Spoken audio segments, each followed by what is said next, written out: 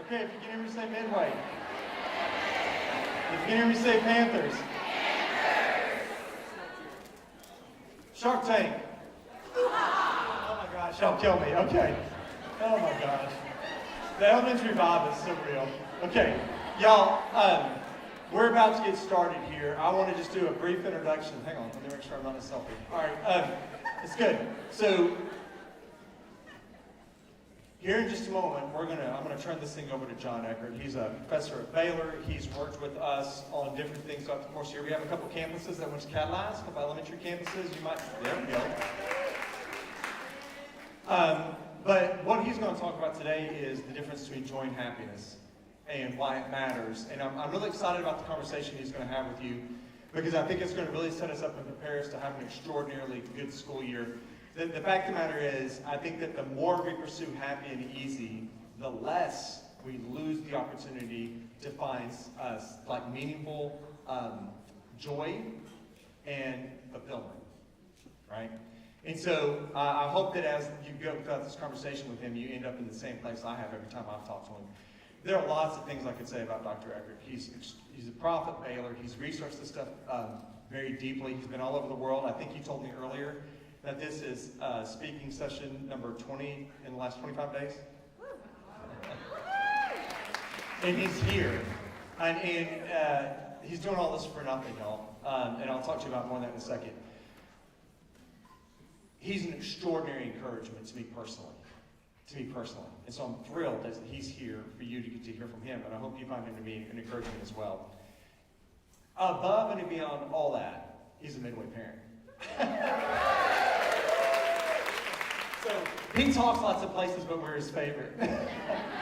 Maybe? Oh, absolutely. So anyway, y'all, I'm thrilled for you to have a chance to hear from John. I hope lunch was good and that you're excited. You're going to get up, you're going to move around. You ready? Okay, let's do it. All right, thank you, Dr. Allen. All right, so just so you don't feel too bad for me, 12 of those 20-some presentations were in Australia, in Brisbane, Sydney, and Melbourne. So, like, I'm really not suffering for Christ in any tough places. So, it's good. So, thanks for letting me be here with you. Thanks for what you do for my kids. All three of my kids have gone through Midway. I have a senior this year at Midway, so this will be our last one. And so grateful for what you do. And I love our elementary people. The teams that were at Catalyze last week were amazing. Love the work you do. And as a professor of grad students, undergrad students, the people I am most thankful for are kindergarten teachers. Where are our kindergarten teachers? So here's why. When our son was 5 years old, we had just moved to DC. 3 weeks later, he's starting school, and so they told us, just drop him off at the curb. So we did. All right. So there's Ben heading in there. You're all probably wondering, like, where's everybody else? It's a good question, but we're not sure, but he made it in. And then a couple of weeks later, we found ourselves getting ready for parent-teacher conferences. How many of you have gone to parent-teacher conferences as a parent? Right? All right. I think that's harder than being a teacher in the parent-teacher conference because it feels like you're about to go in and get judged by people for your kid that you just dropped off at the curb. So I'm walking down the hall with my wife, and there are all these amazing, like any good kindergarten teacher, she's plastered the wall with kindergarten art. And outside there's a sign that says they're kindergarten self-portraits of kids in their favorite places to be. And so you've got these really cute little kids surrounded by pets, animals, rainbows, families, friends, houses. And they're all these different colors. And then we get to the end, and kind of out of the line of sight, all veteran teachers know, like you put the kids' artwork that's not quite as good, you put it out of the line of sight of adults, it's kind of down to the right. There was this one, and it's not kind to me. I shouldn't have done it because I'm a teacher and a parent. I shouldn't have taken a picture of it, but it was so bad that I had it. I'm going to show it to you in a minute. But this kid, almost certainly a boy, because he chose to only use one color. All right, it was a black crayon, and he had drawn himself in what looked like a coffin. All right, his favorite place to be was a coffin.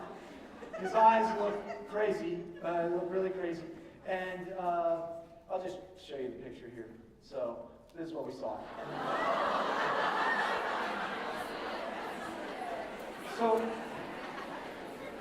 right, it kind of looks like a coffin, right? So then, to the right of this drawing. There's this thing that kind of looks like fetal Voldemort from Harry Potter 8.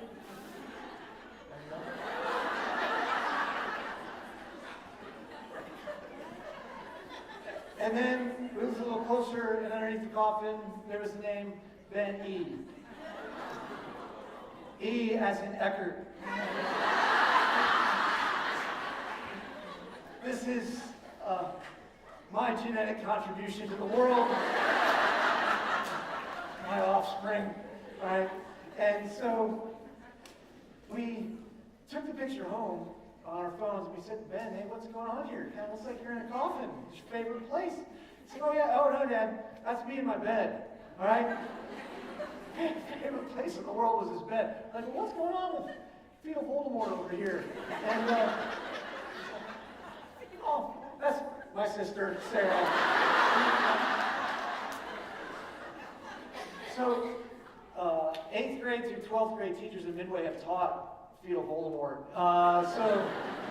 And then we moved here when Ben was a junior, so you didn't get him the peak of his artistic skills. But these are the kids that we have to find joy in teaching every day.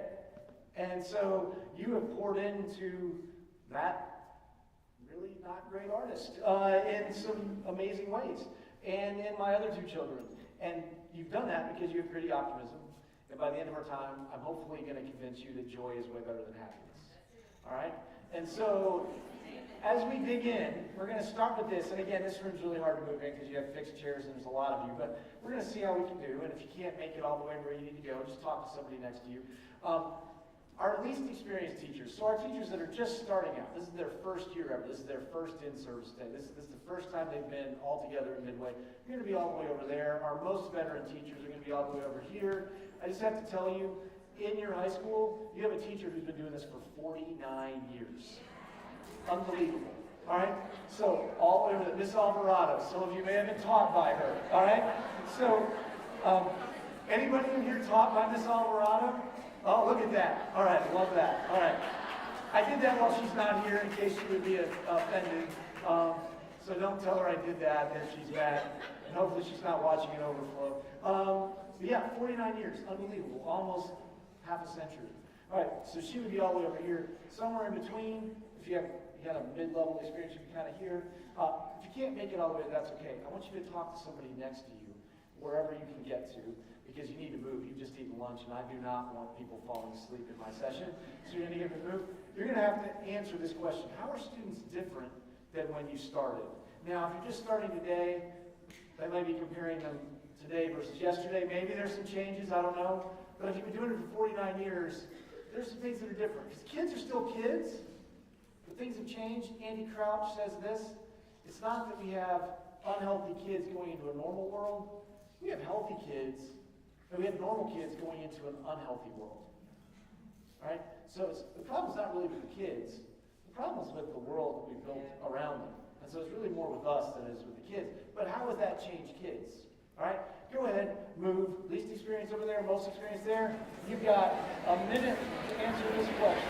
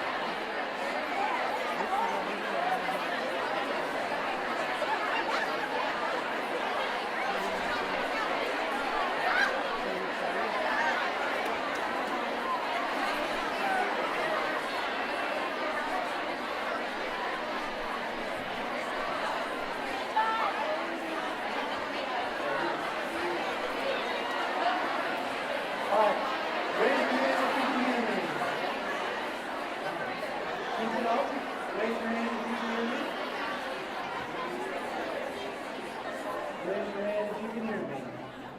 All right, that's impressive. Good, I love the noise in here. Now, I need 3 of you to leave your hands up. How are kids different now than when you started? Keep your hand up, and you're going to have to use your teacher voice. You're going to have to yell. So I'll call on you. Get your hand up. All right, right here.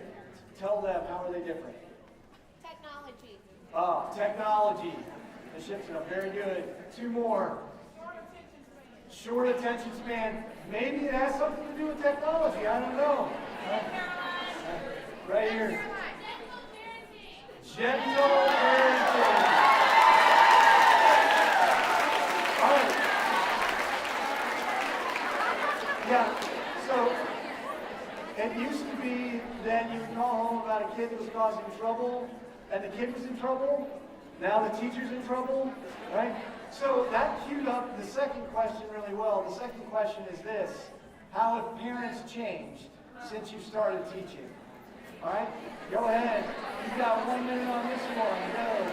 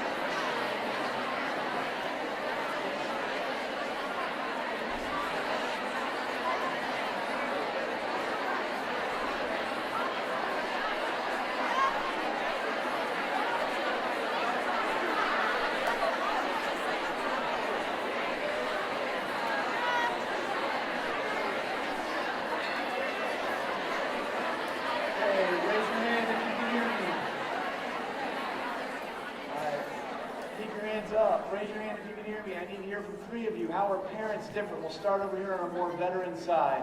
How are they different? Not accountable. What did the other person do? All right. All right. 2 more. Yeah, right here. Less trust in schools. Very good. Thank you, Christy. Right here. Not letting kids problem solve. All right. Yeah, all right, let's give all those a round of applause. So now, when your students see these terms with these definitions, right, what does that communicate to students? Right? So we just heard some interesting things about parents and students. These are the definitions of these terms. They all sound kind of synonymous, right? What does that communicate to kids? Because post-COVID, we've been talking a lot about well-being. But what do we mean by well-being? And what do kids think we mean about well-being? And how does that relate to flourishing? Because I would argue, you might be able to be well on your own, but you cannot flourish without others, right? How are those different? And then how is joy different than happiness? Because right here it says that joy and happiness are the same thing. So what does this communicate to students? All right, 1 more minute on this. What do those 3 terms communicate to students? All right, what does that make them think when they hear those terms? Go.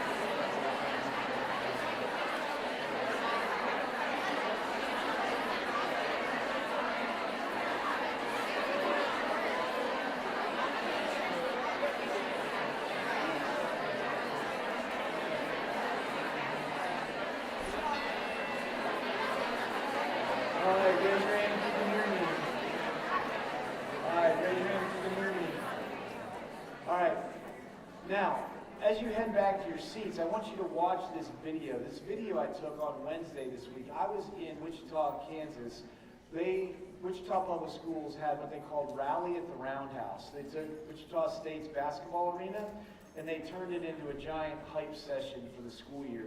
8,000 educators who serve 58,000 students, over 80% of whom qualify for free and reduced meals. Right?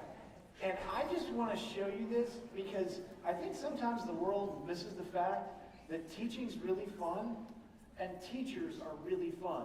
So what you're going to see here is 90 plus school mascots or the designated hype person for the school in a dance competition in front of 8,000 colleagues. So just watch this and try not to feel better about our profession. So here we go. Head back to your seats while you watch this.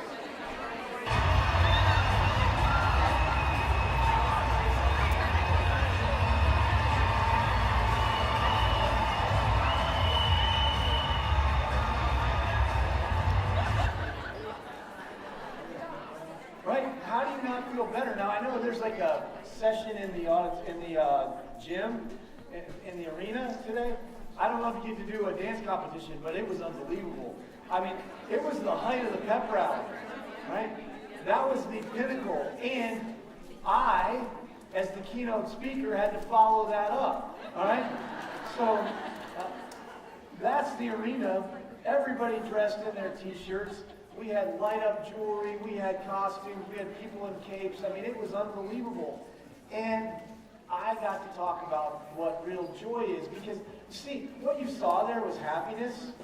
That joy of dancing on the floor is great, but that's not going to matter very much in October when we're in the grind of what we're doing. So how do we find joy? Because parents, if you ask a parent, I asked a bunch of them there at before and after this session on Wednesday, I said, what do you want for your kids? And they would almost without fail say, we just want our kids to be happy.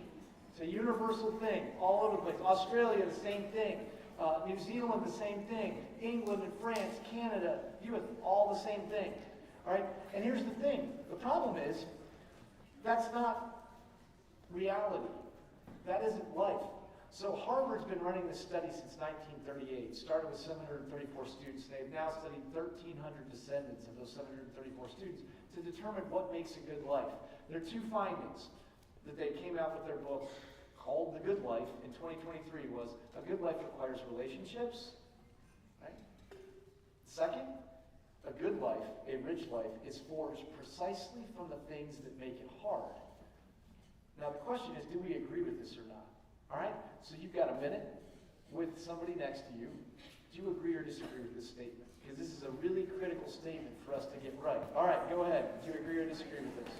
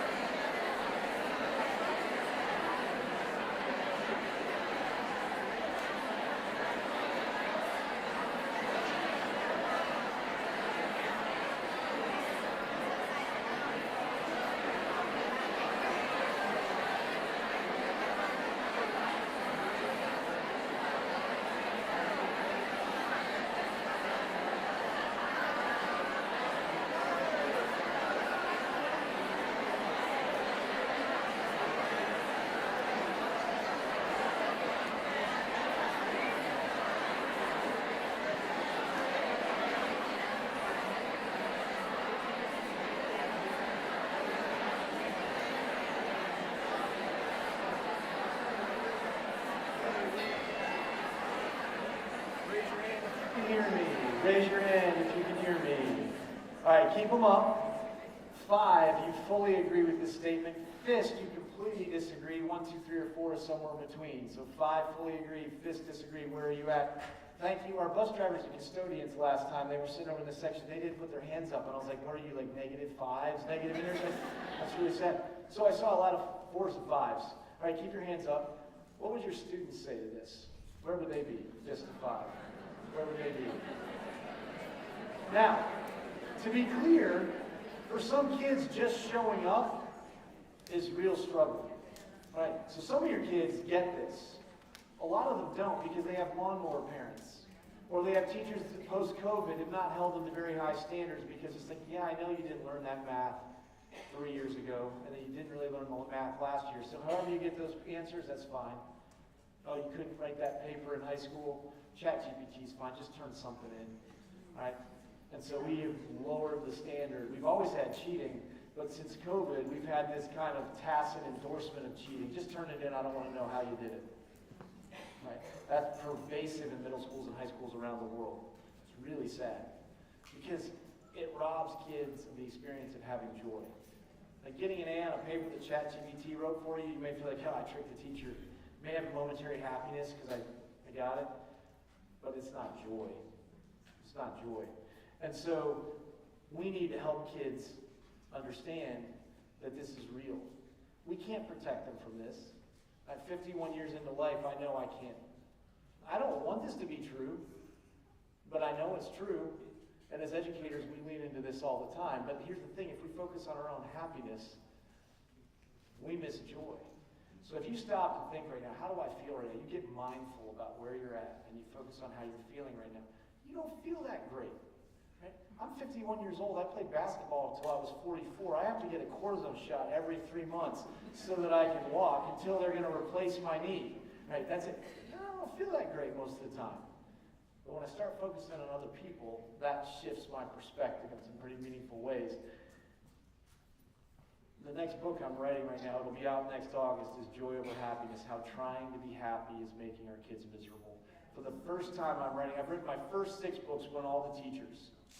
This one's to teachers and parents because I'm tired of fighting this uphill battle where educators get it and then parents don't. So this book is for parents, educators, anybody working with kids. And I just define kids as toddlers up to kids who are done with college or 21, 22. I don't know when kid ends anymore. All right? So happiness is circumstantial, fleeting, self-focused, and it withers in struggle. If you ask a kid who's struggling if they're okay, they'll say they're not. And that's not true. We can struggle and still be okay. Right? And that's really important for educators because joy is found and lived in a life lived for and with others. That's why we're in education, right? I don't know why you would be if it's not for this, but that's where joy is found. And this isn't just me as a parent, me as a teacher. This is my 30th year in education. I get to lead the Center for School Leadership, where we support leaders in 45 countries in all 50 states who conservatively serve 4 million students. So I have the best job in education because I literally go around the world and find good things that educators are doing, highlight those, write about them, put them on podcasts, write books, speak about them. And in the last 2 years, these are all the places I've gotten to go to learn from and with educators. So I hope you'll argue with me that you have a better job in education, but all I do is go and find things that are working, and there are a lot of things that are working, including making the most of limited resources. So this, if you take all 5 of these books and distill them down to what you can take away is, there's great joy regardless of resources in schools. This is a school in Bristol, England, very poor school. They didn't have a door handle for their exterior door, so they used a toilet paper holder. Right? I know we've had to pass bond issues. I know we are in a state where they've frozen the budget for 5 years, and then they gave a very modest increase to things this year. But at least we're not using toilet paper holders to open doors. This school also didn't have space for a library. Right?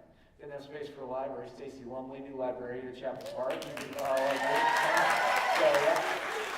The library is now in an airplane fuselage. which they got donated by an airplane company, and they put it in their front lawn.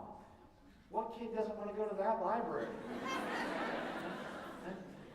These kids, I landed on a plane at 5 a.m. in New Zealand last summer. I was in a school by 8 doing professional development, did 2 site visits, had my 17-year-old daughter with me. She's fallen asleep in principal's offices. Then we go to Hobbiton, where the Lord of the Rings was filmed. 7 o'clock that night, we find ourselves in a community worship service being led by these kids. We should have been totally jet-lagged and asleep. There was so much joy there. It just permeated everything we did. This school in Australia, pre-K through 12 school. Every day the seniors go down and work with the pre-K kids. So much joy. This was last week at Baylor. Some of you were there. This was in the Hurd Welcome Center. 50 school teams, over 300 educators, a number of teachers who weren't even under contract were there working on making this a better year for 2.5 days. Right? There's so much joy in the profession that makes all others possible. Right? This is what we get to do every day. Because joy is the overflow of enduring love and gratitude for others, and instead of withering in struggle, it effervesces through struggle. Right? We see that joy through brokenness. You all know that some of the most joyful people you know have struggled more than anyone you know. Because they appreciate what they have, and they know how to enter into pain with other people. And there's not joy in carrying our own pain, but there is joy in carrying burdens with other people. Right? So that's what we get to do, and that's how we get to gritty optimism. So, quick question, how old am I in this picture? Just throw out some numbers. 15, 17, 12, 16, 17. It's very kind, very kind. Unfortunately, this was 2 months before 30 sets of parents were going to drop off 35th graders. That guy was going to be responsible for 7 hours a day. As a parent now, that's very concerning to me. I was 21 years old. That is the picture of naive optimism, all right? Naive optimism is the belief that the world's going to be better just because, right? I'm gonna change the world as an educator. Do we have any first-year teachers in here? Where are you at? Oh, yes. Now, please keep cheering them on. Veteran teachers, do not crush them with lines like, wait till you have these kids.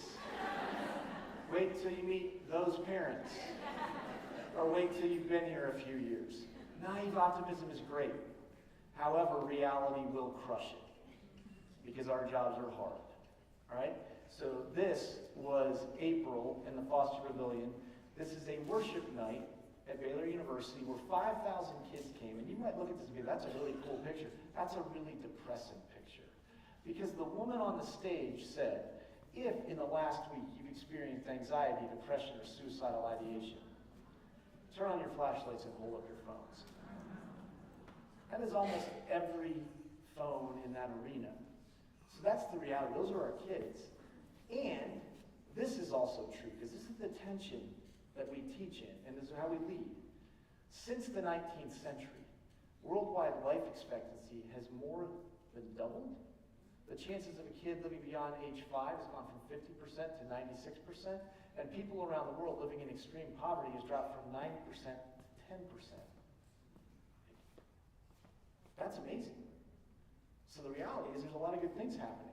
So we have 3 options in 2025. We can either be pessimists.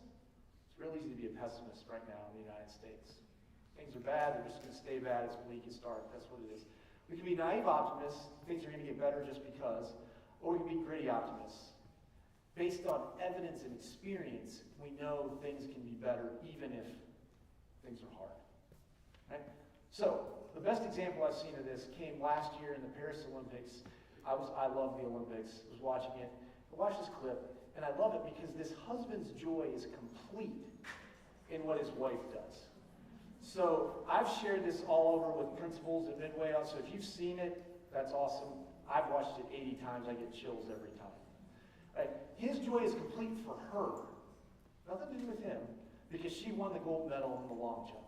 And then a couple weeks later, he's going to win the gold medal in the 400 meters, right? And then you see her joy. What we don't see is all the struggle that went in to get to the joy.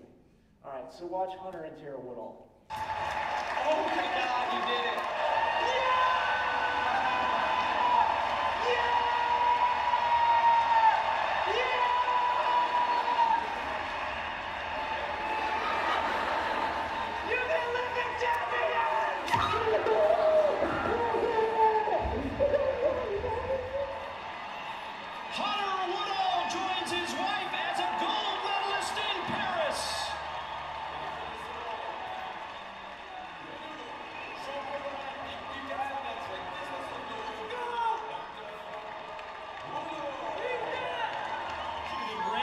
Celebrating in Salt Lake City,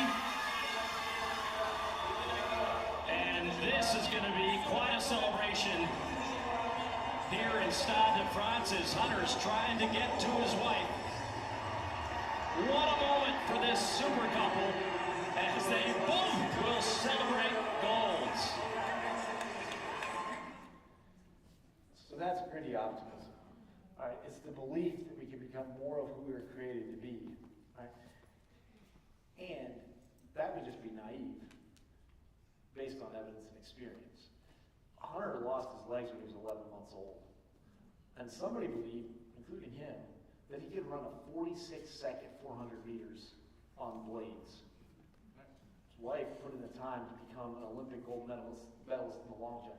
The amount of energy and time they put into that, I don't know that I've ever experienced that much joy because I don't know that I've ever struggled that much toward a single goal. Right? The softball team and baseball team that won the state championship this year, they weren't supposed to do that. Right?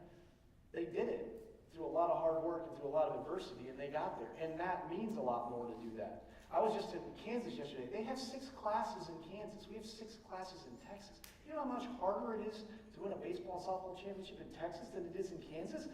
Kansas, the whole state, is less population than Dallas. Right? Way more struggle to do that. Right? So it means way more. And you have to believe that you can do that. And if our kids don't get this sense of agency from us, where are they going to get it? Who's going to ask them to do hard things if we don't? And that's what we do every day. So here's the question for you. And you don't have to get up and move on this. You can stand up if you want to. But moving is going to be really tough. Normally I'd have you go from 0 to 10 and line up where you're at. But how much gritty optimism do you sense on your campus? What's the culture of gritty optimism? Most of your kids are zeros. They don't have any evidence or experience that they can be more. Or 10, they're certain they can be more based on evidence and experience. Absolutely certain. All right, where do they fall? And then when you get there in your head, they're, okay, we're 5 or 6 or 7. You know, I've not seen many campuses that are all 10s. That would be amazing if you were. You have kids at your school who are 10s, but not all of them are, and probably a lot of them aren't. I want you to shout out a colleague when we're done who's demonstrated gritty optimism to you, because our kids can't get gritty optimism if we don't model it as adults, because the problem's not with the kids, the problem's with us. So how do we show that gritty optimism? All right, you got 2 minutes each, so just get one partner. 2 minutes, one person, 2 minutes, another, total of 4 minutes. Go. All right, there you go. Leave it on that.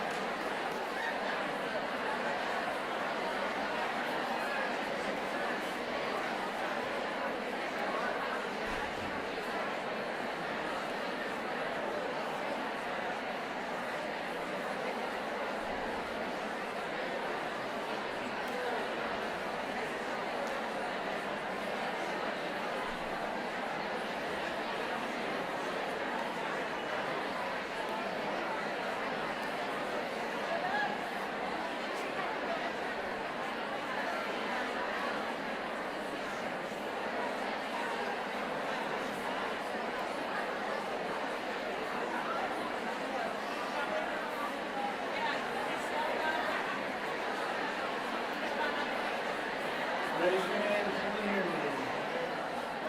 All right, raise your hand if you can hear me. All right, I need 3 people to shout out some of the room. So raise your hand when I call on you. Shout them out for how they've demonstrated. What's their name? How have they demonstrated? All the way in the back. I love our back row people leading out. Go.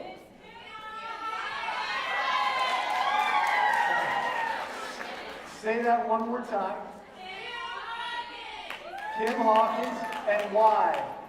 Because she is our each single one of us on our campus, she is our #1 fan and makes us believe that we can do.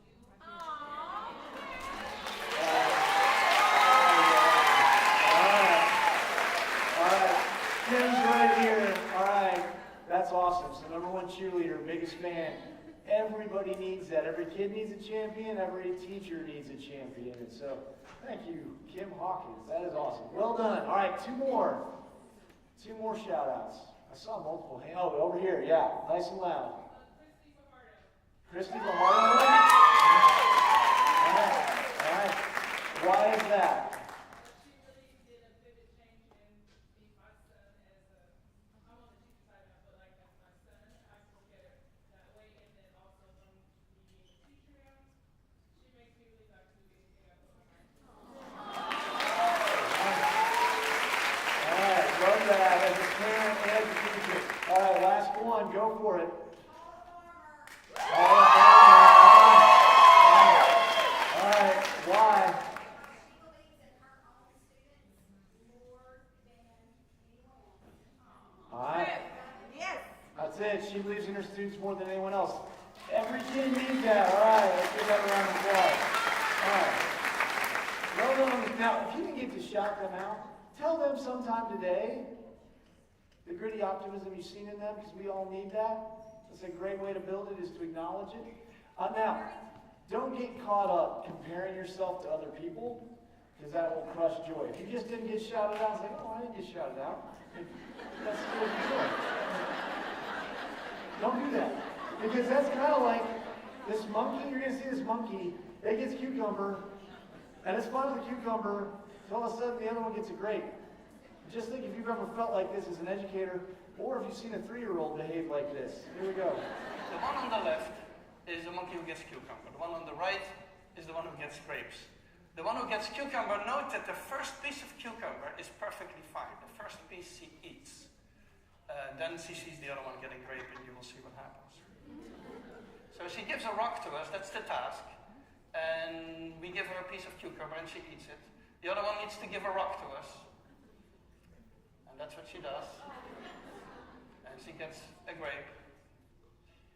And she eats it. The other one sees that. She gives a rock to us now. Gets again cucumber.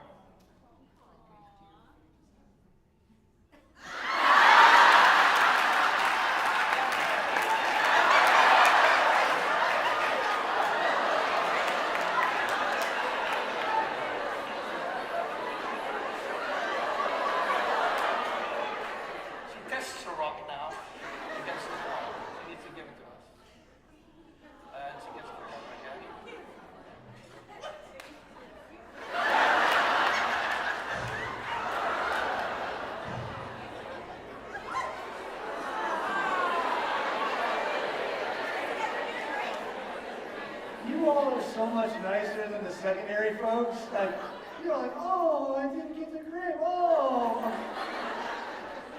All of those researchers were doing was inviting that monkey into adversity. All right, so what we do is we invite kids into adversity, not trauma.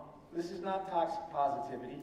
They come with trauma. We don't want more trauma, but we do want to invite them into doing hard things with others. It's not about giving them a speech about doing something hard. It's do something hard, do things you didn't think you could do with other people, and then you do more of that. Because learning is productive struggle, right?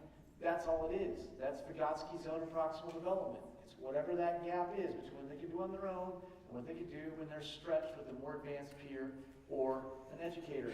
Because ultimately, the depth of the struggle is going to determine the peak of the joy. The harder you have to work for something, the more joy there is on the back end. Easy wins are nice, but they don't lead to joy. Right? It's those really hard wins that you've experienced with teams with Miss Hawkins at, at Chapel Park. Like, that's what she has to shout out. Like, hey, it's not just that everything goes easily. It's like when things go hard, who do you count on? How do you move ahead and do those hard things? Because we have to model that for kids. So joy is not the freedom from struggle, and our kids cannot believe that joy is freedom from struggle. We cannot have them continue that. That's what they think it is. They think it's the same as happiness, and that just means everything's okay. That is not life. That is not reality. Joy is the fuel that allows us to struggle well. So the book that'll come out next summer, the chapters are laid out this way. There's 9 of them. If the manuscript's due by October 1st, I have 3 chapters written of 9. So I've worked to do. But they're all outlined and the research is there. So joy is better than happiness. Engagement's more important than comfort. This year, it's not your job to make kids comfortable. It's your job to engage them. Kids can become too comfortable in classes. Right? You've seen it where they're too comfortable. It's our job to get them on the edge of their seats. Like, what's next? What am I going to do next? What's happening? Like, you have got to get them engaged. Gritty's better than naive. Others better than self. Hospitality's better than service. Will Guidara wrote the book Unreasonable Hospitality. He ran the best restaurant in the world, 11th and Madison in New York. And they did it with hospitality. And he says, hospitality is in color, service is in black and white. Hospitality is inviting kids into mattering. It's not just including them, right? It's got to be something bigger. All right? Humility over arrogance, curiosity over certainty. Our kids all have stories. There's all truth in those stories. Capital T truth that makes them who they are. But we've got to be curious to find out about it. We don't know. When they start acting up in your class, you don't know what's behind that. You got to get curious. Respect over safety, especially on elementary schools. We have oversold safety in schools. Right? Because marginalized kids in schools rarely feel safe. And if you tell them they have to wait till they feel safe before they contribute, they will not contribute. We have to respect and celebrate when they take risks that don't feel safe so that elevates other kids who are going to do those hard things that don't feel safe. Obviously, physical safety and psychological safety are baseline and they're important. I'm not saying they're not. I'm just saying respect and celebration of those risks is more important. And then growth over success. Parents say they want their kids to be happy and successful, and they don't even know how to define success. So it's got to grow. It's got to be growth. How do we become more of who we're created to be? And that's why joy is better than happiness. So the way we get to joy as educators is we make sure that each kid, not some kids or even all kids, but each kid is well, they're engaged, and they're getting feedback. We wrote this book coming out of COVID because we're like, however you're delivering school, you got to make sure these things are right for educators and kids. And so if you take these 3, it makes a nice easy acronym of few equals joy. As educators, we get to experience that joy. We get to do those things. We stop experiencing joy when state-level bureaucrats, district officials, federal bureaucrats put a bunch of other stuff on us that isn't that.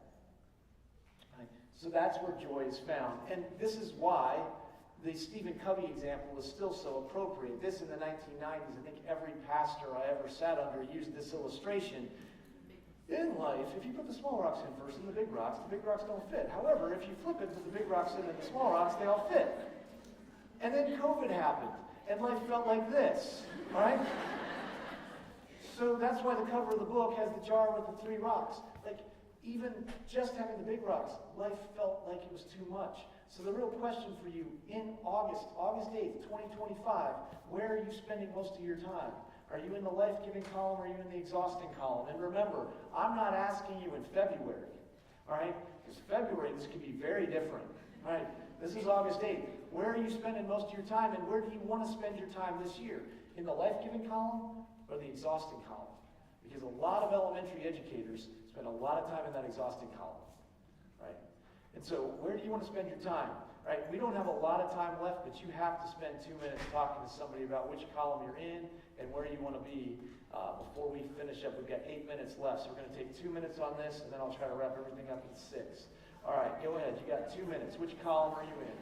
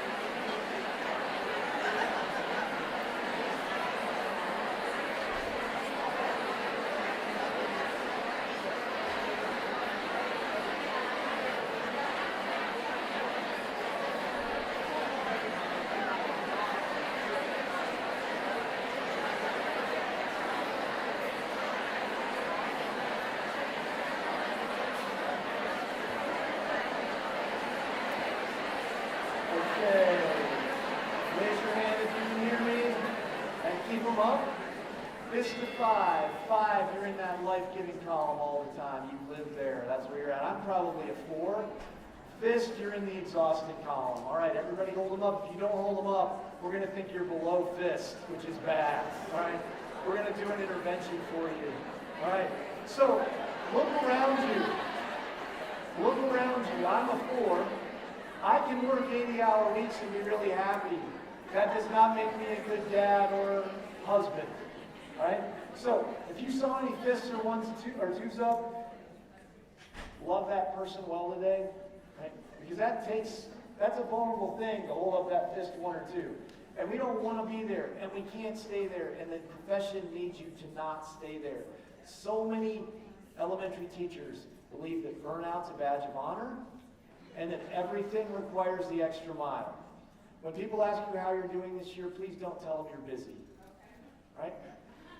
Please don't do that. Because there's so much more to life than being busy. All right? So, these 3 wedges of these circles, this is the kind of schools that we want in Midway. We want ones where kids are well, that are built on love and justice. That's what the schools should look like. And that should develop kids and adults who are compassionate and courageous. We want them to be engaged. That creates schools of humility and service, which leads to civility and hospitality. Nobody can say we don't need more people in the United States that are built around civility and hospitality right now. Feedback, that develops thinking quality and excellence. That enhances curiosity and confidence.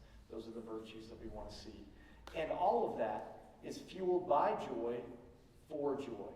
So that outside circle is also the foundational circle. That's what we build toward, and we build toward it that way. Now just think to yourself, we don't have time for this 2-minute conversation, but which wedge do you need to focus on? You can't fix all of those by yourself.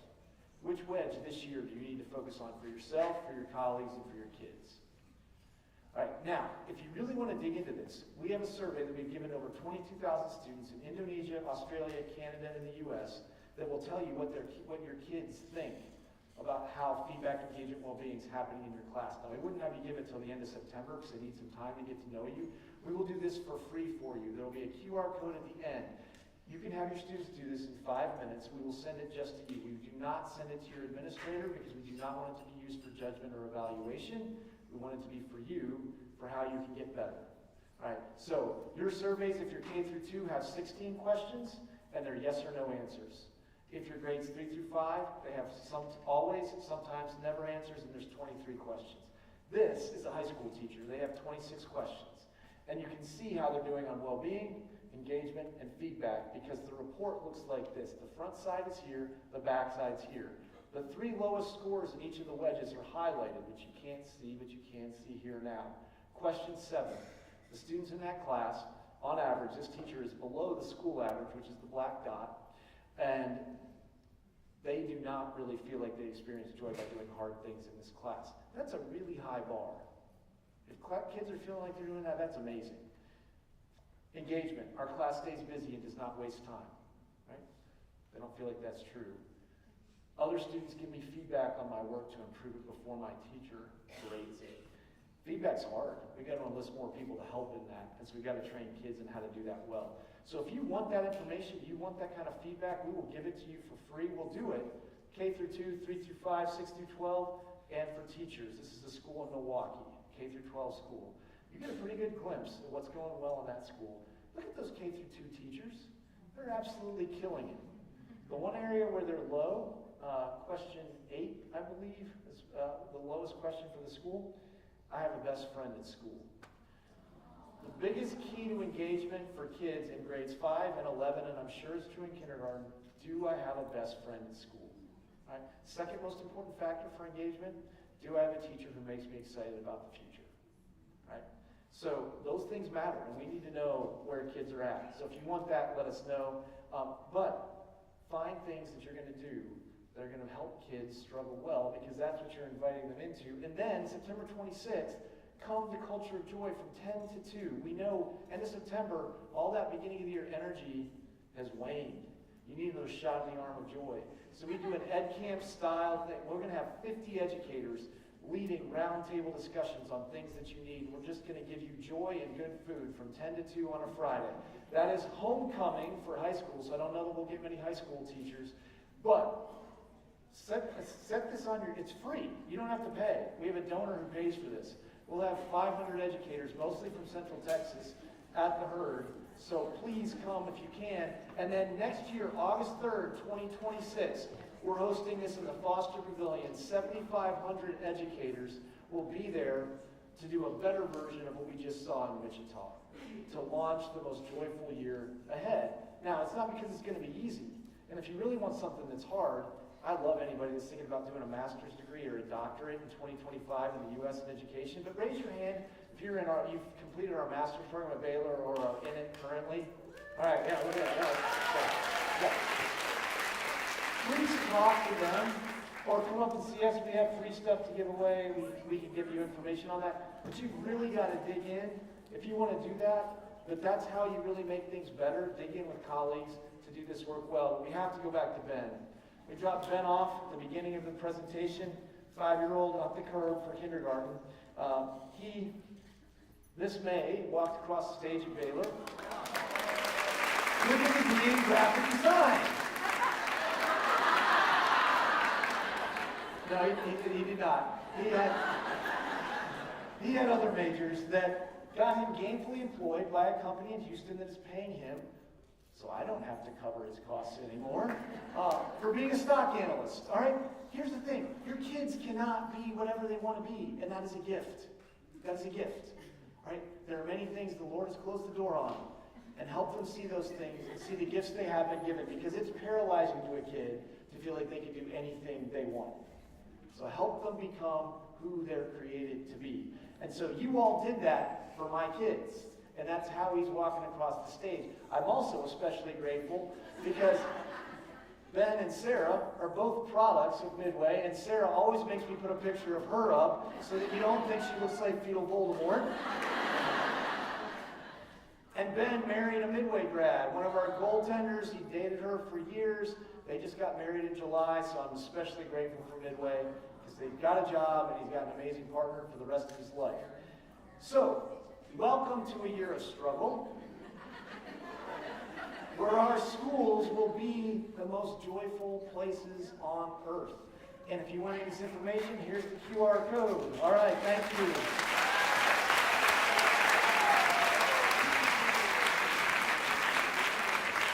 Thank you, John, so much. I told you I would start with, this guy speaks life to me all the time, and so I get to be surrounded by folks like this, and it makes a big difference for our district. I'm going to dismiss you, but I can't help but be struck by the fact that my immediate right is Dr. James Ashby, who is helping us think through how to get kids to think at extremely deep levels and cogitate, and which is hard work.